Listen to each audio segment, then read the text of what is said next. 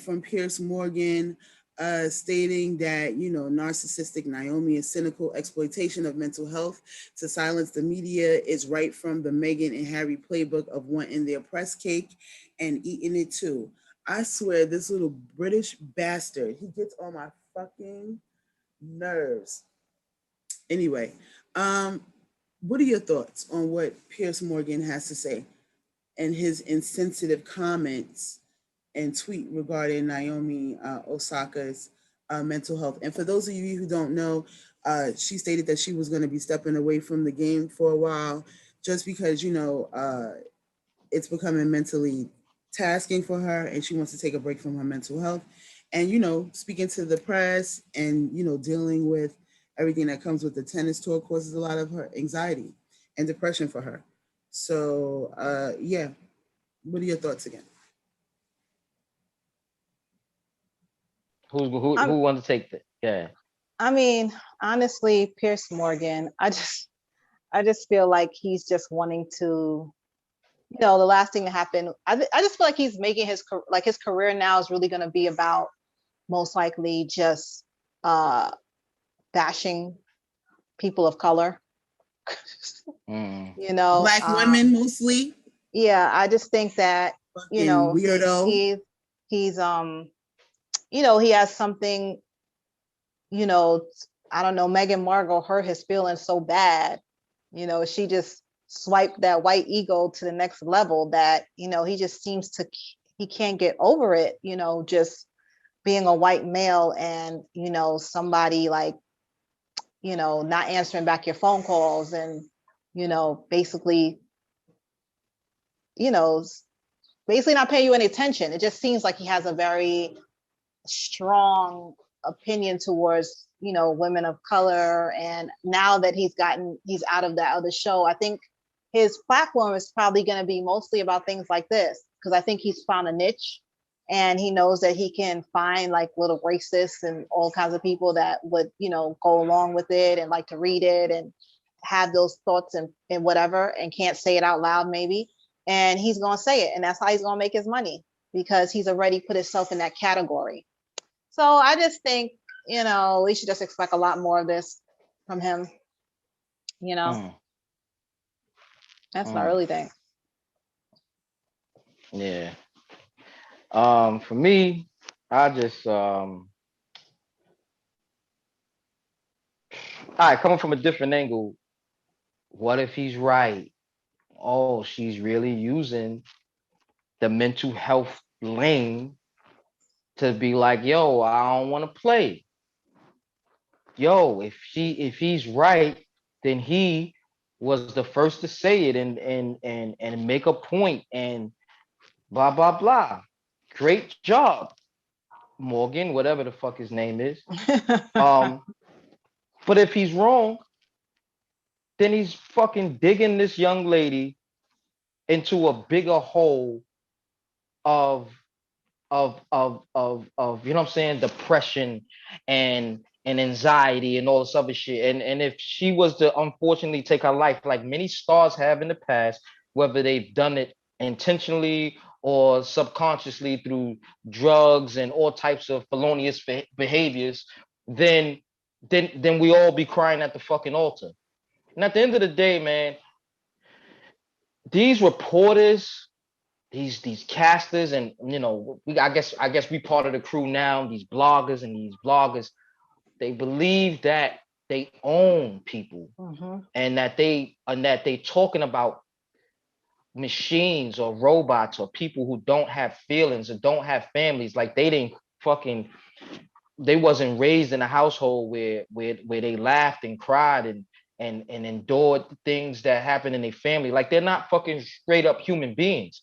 They're human beings who have a talent. And at the end of the day, these people who report these stories don't have the right to just, I mean, I guess they got the right, but they really don't have the true human right to box people in and keep them in place for their pleasure of play. Because the moment that they don't serve the purpose of whatever it is, they're not the hot topic no more, then they leave them. They don't pick them back up. They don't, um, engage in uplifting them.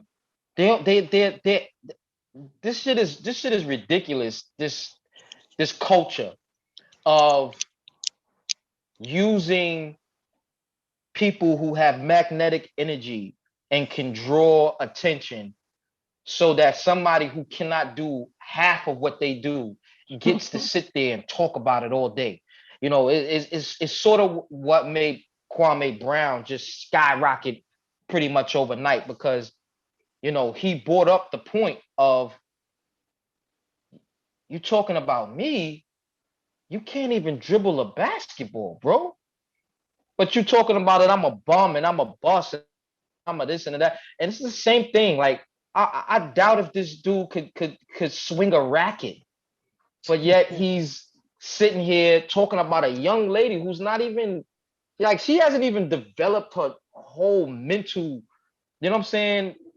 Her whole, she hasn't even developed what she's going to have um for the rest of her life as far as her mental ability. So it's just whack. And lastly, to me, I only followed him after the whole Meghan Markle thing, but it seems like if I dig, it seems like I would find more of this type of shit, because it wasn't like people were surprised. It was like, this is the old Morgan trick. You know what I'm saying? So I feel like this is something that he's been doing, maybe just on a lower frequency, and now people are really honing in on the type of bullshit he on. Well, I'm gonna say it like this: bitch ass niggas do bitch ass things, okay? And Pierce, he's a big ass bitch. All right. He looked like Mrs. Doubtfire, really, in a goddamn suit. But I'll leave that for another day. I'm just gonna say, one commentator that I was looking at who reported on this story stated that Miss Osaka, she actually shakes when she does interviews. So I actually went back and I looked at some of her tennis interviews to see if she does, and she actually does. Like, she tremors. Not like a whole lot, but enough at times where you can see that she's trying to mask her uncomfortability or her anxiety. So again, I really hope, and it's because of idiots like him that she probably want to take a damn break to begin with. You know what I'm Exactly. saying? Exactly. Fucking dickheads like him.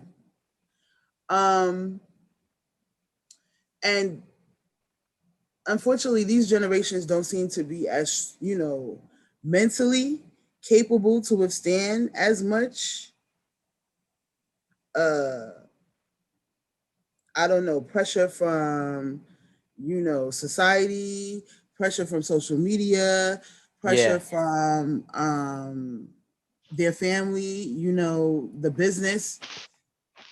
And, I hope nothing happens to her because of his ignorant ass comments. But, a lot of people have come out in support of her, and, supported her decision and, have come to her defense, even against Pierce Morgan. And, I just wish that he would just go ahead and go to Amsterdam and find him a black woman that he can just pay to have sex with, so he can just get all of this, aggression and, I don't know, rejection out of his system, because apparently he's really got it bad. And like someone said earlier, Megan really stomped on his heart when she played him for Harry. Maybe he feels he looks better than Harry, but not even on your best day, bro. Just tell you right now, not even on your best day. Mm. Yeah, it's times like this. See, this is why you need hood niggas sometimes. You need hood niggas sometimes because sometimes people just need to get stomped out. And I'm gonna just leave that right there. Um, anybody got anything to add before we go into bonnet talk? Nah, I don't even want to because I could add more shit, but I ain't. Are Okay. you gonna run the whole bonnet video or? I mean, it's 5 minutes. Damn, that's I not was going to play it because. All right, I'm gonna play it until she finished talking about, because she talks about the bonnet, the PJs, and the slippers. Can't we recap? Fuck it, right? Recap it. All right, I think wait. everybody's seen it. Mm-hmm. All right, let's at least start the video, okay? Because, I got something that I want to say to Monique too, but we got to see where she starts at, okay? All right. I'm going to play just a minute of it. I'm going to play a minute. Give me a minute. Come on. You never know. We might be having some new people that don't watch other casts. They just watch us.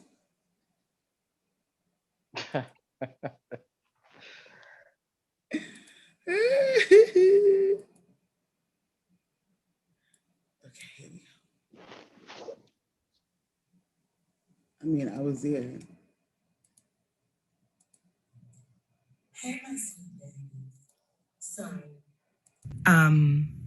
it took me a minute to say what I'm getting ready to say because I want to make sure I'm not saying it in judgment, and I want to make sure I'm saying it from a place of love. Y'all, some of y'all have given me the title of auntie, and I'm honored that y'all do that, right? But there are times where auntie got to talk to her babies and say some real shit.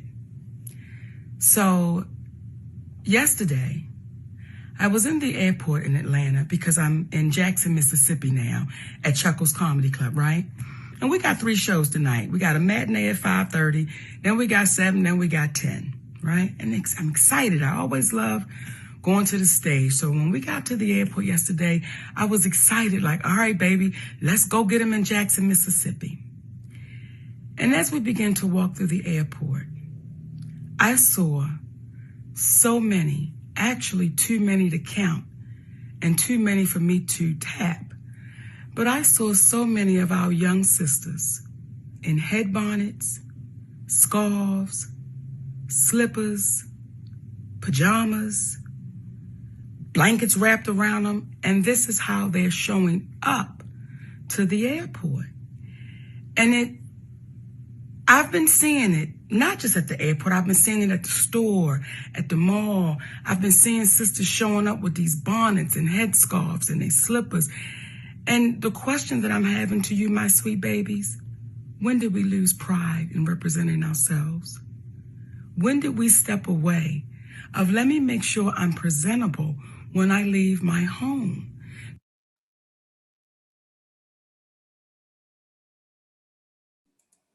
Okay, let's talk about it. Why? Wow, you just gonna leave out while my little half a minute is presenting? No, I heard everything. And Okay. I'm actually so glad that you decided to fucking play it. I'm so glad because it gave me a whole nother view. I mean, I had my view, but now it's extra etched in there. Yo, more people need to play the motherfucking clip. I'm gonna tell you that right now. Because the narrative is Monique is going in on niggas' bonnets. Monique is fucked up. No, Monique needing to mind her business. Let people do what they want to do. And this woman couldn't have been more motherfucking sincere, more humble in her approach, even from the way she said, I had to think about this because I wanted to make sure I wasn't coming at this at a place of judgment. But yet, that's the narrative because everybody is just commenting on what she said instead of actually saying what she said or That's showing why what it's she important said. to be It is fair very and important. play. That's why I said it. I'm glad you played it. I'm glad you played it because I already agreed with her first and foremost. But now, get off her dick. That's how I feel. Get off her dick because at the end of the day, She was as humble as can be. She said, y'all gave me the title of auntie, right? If y'all gonna give me title of auntie, then that means I gotta speak to my babies. And when you are uncle or aunt and your niece and your nephews is fucking up out here and they got their pants all the way below their ass, that's a yo. Wait a minute, son. I know we like to sag, but we sagging at graduations now. We sagging. We sagging at receptions. We just gonna sag. You gonna go to your girlfriend's house and meet her family for the first time sagging? That's what we doing. It's all right. You want to sag here and there, but it's a time and a place. It's a place to be presentable. And yo, at the end of the day, I couldn't agree more, because if somebody doesn't say something, if somebody doesn't say, yo, listen, what, at least present the argument. Is we going too far? Because how far can you go? How far will you go before, I mean, pajamas, my nigga? When that was never a deal for us. I know my generation, you had to show some sort of, I mean, even like the churches these days. I mean, it went from suits and shoes and to now I could go in there with a motherfucking do-rag if I want to. It's the level of standard has dropped so far, and because if we was a peaceful people as a whole and we did all the right things, niggas wasn't getting hurt and bothered and disrespected by our own group, then I probably wouldn't have much to say. I'd just be like, well, it's just style. But obviously something has happened within us that has made us worse and worse and worse and worse and worse. I'm seeing more over the top, disrespectful, crazy shit happen between us as Black people than I've ever seen ever. And it's got to start from somewhere. And I believe a lack of standard, a lack of giving a fuck, a lack of giving a fuck what other people think is to me the genesis of you just being downgraded as a society. At some point, caring about what other people think or how other people see you is important for you to rise to a particular level. A standard is needed if you're going to meet it. A level of a line. You sound like Jesse Jackson right there. Fuck Jesse Jackson. But yo, you feel what I'm saying? Like, come on. But anyway, I could go on and on for days. I know y'all got a difference of opinion. I can already tell right now, awesome, you is on some bitch, mind your business. But I'm defending Auntie Monique to the motherfucking end. So y'all go ahead. I'm gonna just say, don't judge me, all right? But I'm gonna let Caramel say what she had to say because she's been quiet for a minute. You on mute. I said, you go ahead and talk first. Nah, listen, I think it's very important. I thought it was very important to play the clip because, yeah, she really is getting dragged for a message. You know what I'm saying? But I think that is also another example of the kind of culture and the generation that we're in right now. You know what I'm saying? When it comes to the minds of people and, you know, pretty much their mentality and how fickle it is. You know what I'm saying? Or how simple minded they can be. You know what I'm saying? Because that was something that our parents told us back in the day. Because why? Because we represent them. Don't you take your ass outside looking like this. Now, don't get me wrong. Those airplane chairs can be very hard on your hair. Okay. And you do want to reserve your hair as much as possible, right? But there still is a way that you do it and you go about it so that you can still, you know, preserve your hair, but still look tastefully respectable. Now, do I believe in going anywhere with pajamas? No, I do not. I think that is tacky as hell. All right. Slippers, I think, are also tacky as hell unless they're that athletic, you know what I'm saying, like Nike or Adidas sports slipper that is made for you to be outside, right? Um, so I completely agree with Monique. I think the reason that she's getting dragged is again because we live in a time where this generation and a couple of the millennial, they're very sensitive. Okay, if you stare at these motherfuckers too hard, they want to cut themselves and shit. So of course they're gonna take a message like this and go with it. Where I think older or what I'm saying, more like more mature females in my age bracket would just be like, okay, duly noted, thanks for it. You know what I'm saying? And we'll keep on moving our business. But most of us ain't doing dumb shit like that anyway. So, and that's what you get for judging me, SO.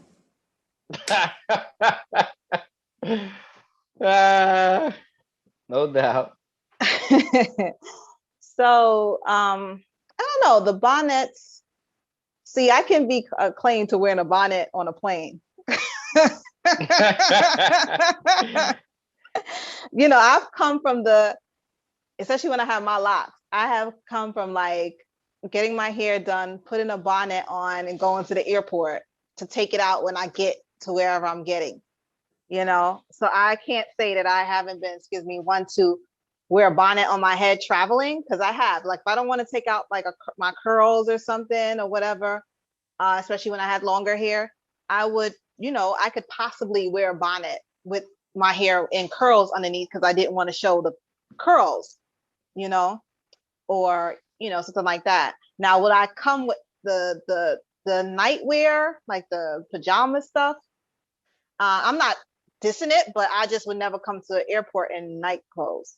You know what I mean? I just would never wear pajamas. I have on a scarf or a do-rag or something, or a cap, but I would always be dressed in regular clothes. So I'm not sure what the night clothes things are. Is it just like your flight is so early that you're wearing your night clothes, or is it just people are coming at all times of day with the night clothes on in the airport? You know what? It don't even matter. If you leave your house, you ain't supposed to be wearing no night clothes. But isn't pajama wear like a part, like a fashion thing that started happening a couple of years ago? I mean, but that's what I guess, and that's another part that's missing is the fact that she ain't just talking about airports. She's saying supermarkets. She's saying fucking grocery store. I mean, it's a pandemic. It's an epidemic at this. No, seriously, ever since 2020.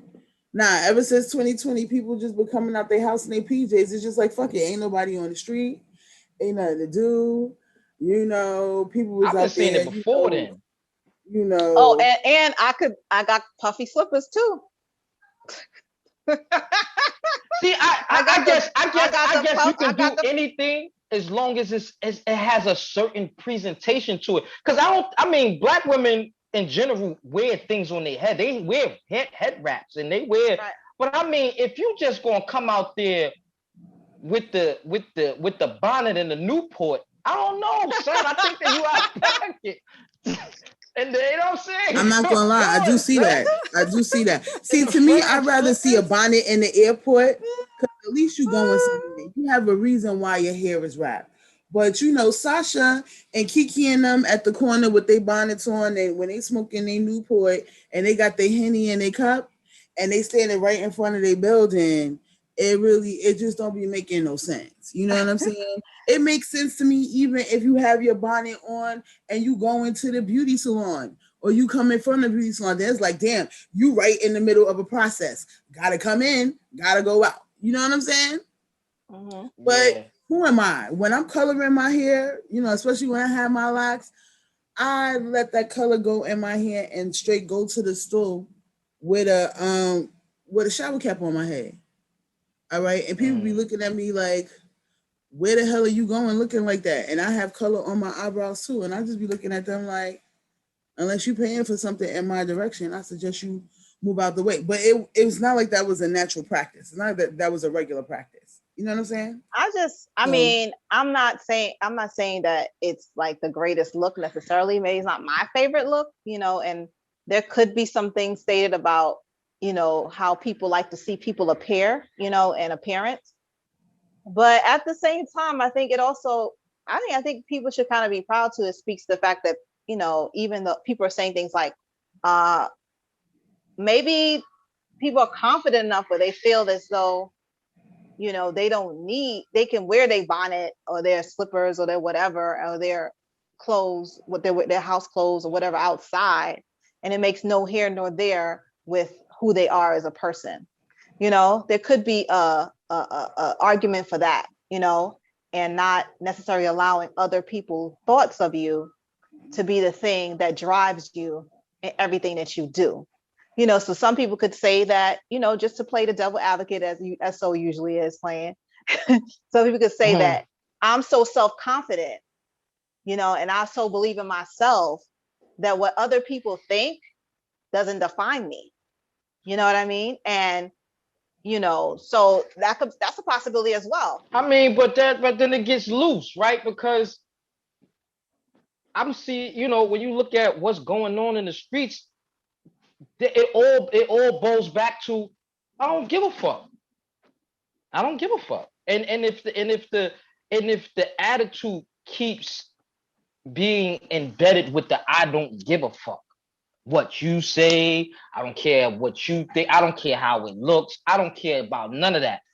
I know me. Now the thing is that's a dangerous ideal because you who you have a certain maturity, you've been through certain things, you might not care. And it's fine that you don't care because there's a certain level of standard that you hold yourself to. But what about the 18-year-old who adopts that idea of I don't give a fuck? Because as we know, as being older than 18, we ain't know shit at 18. We thought we did. We thought we understood what was right and what was wrong. But a lot of us didn't know shit. So now you got young people with that adopting that idea of I don't give a fuck. And it's super dangerous when the elder could come on and give you some information and her opinion about something, and it's an immediate drag. It's immediate dismantle to make somebody else say, I'm not even going to say nothing when I see some shit happening. I mean, at the end of the day, whether you like auntie, whether you like uncle, whether you like grandma, whoever, godmommy, whoever the fuck it is, you don't disrespect them when they're giving you some information. You don't get online and tear them apart. But that's the problem. But that's what I'm saying. You're dealing with a different type of culture. Well, we have cancel culture now. Everything. But I think they culture, and they're also extra sensitive. That's what I'm trying to tell you. They're sensitive about everybody, and they're nothing but some online gangsters. We're children from the 80s and the 90s. We call people out. We go to people's house. We knock on your door. Knock, knock, knock. Yes, bitch. I'm talking to you. You come outside. I mean, I don't think there's anything. I don't think there's anything wrong with the way Monique said what she said. I don't think there's anything. There's nothing wrong with what she said. It's just that motherfuckers are way too sensitive about it.